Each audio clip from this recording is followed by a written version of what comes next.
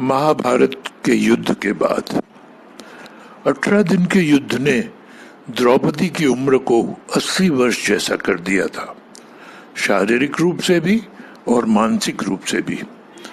शहर में चारों तरफ विधवाओं का बाहुल्य था। पुरुष इक्का दुक्का ही दिखा पड़ता था।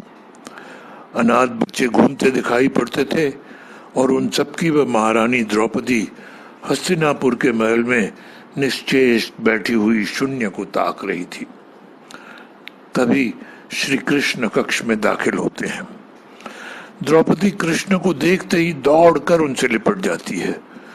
कृष्ण उसके सर को सहलाते रहते हैं और रोने देते हैं। थोड़ी देर में उसे खुद से अलग करके समीप के पलंग पर बिठा देते हैं। द्रौपदी बोली, यह क्या हो गया सखा, ऐसा तो मैंने नहीं सोचा था। तब कृष्ण बोले, नियति बहुत क्रूर होती है पांचाली, यह हमारे सोचने के अनुरूप नहीं चलती, हमारे कर्मों को परिणामों में बदल देती है।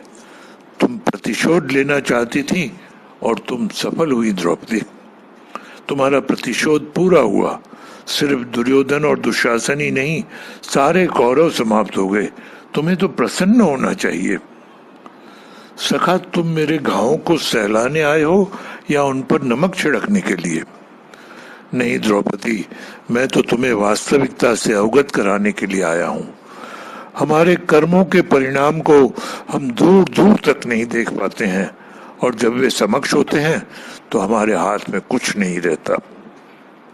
तो द्रौपदी बोली, तो क्या इस युद्ध के लिए पूर्ण रूप से मैं ही उत्तरदायी हूं कृष्ण? नहीं द्रौपदी, तुम स्वयं को इतना महत्वपूर्ण मत समझो, लेकिन तुम अपने कर्मों में थोड़ी सी भी दूरदर्शिता रखती तो स्वयं इतना कष्ट कभी नहीं पाती। तो मैं क्या कर सकती थी कृष्ण? कृष्ण बोले, जब तुम्हारा स्वयंवर हुआ तब तुम कर्ण को अपमानित नहीं करती और उसे प्रतियोगिता में भाग लेने का एक अवसर देती तो शायद परिणाम कुछ और होते। इसके बाद जब कुंती ने तुम्हें 5 पतियों की पत्नी बनने का आदेश दिया तब तुम उसे स्वीकार नहीं करती तो भी परिणाम कुछ और होते। और उसके बाद तुमने अपने महल में दुर्योधन को अपमानित किया, वह भी नहीं करती तो तुम्हारा चीर हरण नहीं होता, तब भी शायद परिस्थितियां कुछ और होती।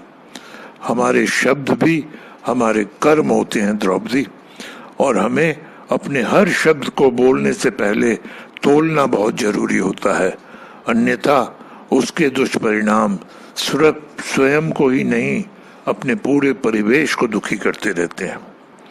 संसार में केवल मनुष्य ही एकमात्र ऐसा प्राणी है जिसका जहर उसके दांतों में नहीं शब्दों में है। इसीलिए शब्दों का प्रयोग सोच समझकर करिए। ऐसे शब्दों का प्रयोग करिए जिससे किसी की भावना को ठेस नहीं पहुंचे। इस सत्य को जीवन में अपनाएं और जीवन चरितार्थ करें। जय सिया राम।